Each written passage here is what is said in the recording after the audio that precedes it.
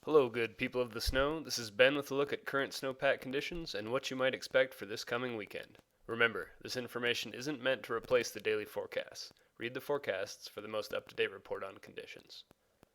First, a quick review. Last week, two separate storms brought some much-needed snow to our area.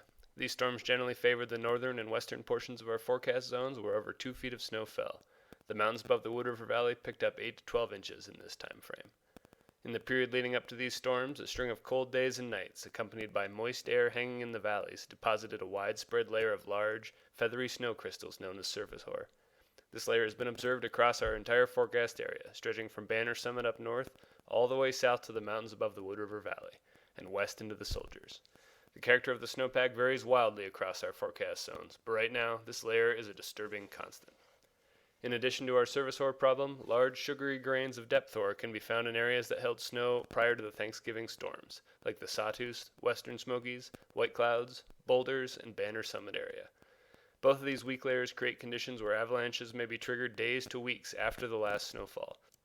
They can propagate across and beyond terrain features that would otherwise confine wind and storm slab avalanches.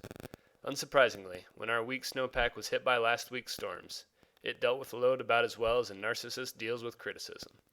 Over the weekend, multiple groups of skiers triggered avalanches in the Galena Summit area, and multiple groups of riders triggered slides in the Soldier Mountains. On Friday, Saturday, and Sunday, I was able to remotely trigger avalanches, each day in a different mountain range. These avalanches failed as I was traveling on ridgelines that were not exposed to avalanche hazard.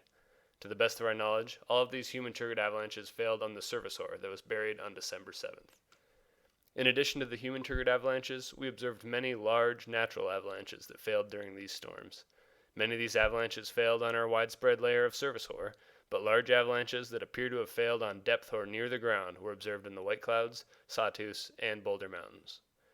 Over the course of this week, as the number of days without a new load added up, obvious signs of instability such as cracking and collapsing became a less frequent occurrence.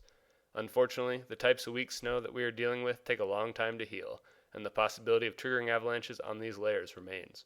Even small additional loads can help to increase the likelihood of triggering avalanches. Light snowfall on Thursday and Friday likely did just that, particularly in areas where the wind is building slabs and adding additional weight. As you're traveling in the backcountry this weekend, the widespread weak layers in our snowpack should be at the front of your mind. A little bit of fresh snow may make it easy to forget about the problems buried underneath, but pretending that the monster in the basement isn't real doesn't make the monster go away. The types of issues that we are dealing with in our snowpack present complex problems that are difficult to assess, predict, and manage. Continue to build a wide margin of error for you and your partners by exercising cautious route finding and conservative decision making to help reduce your risk this weekend. Enjoy the fresh snow, and as always, let us know what you're seeing out there.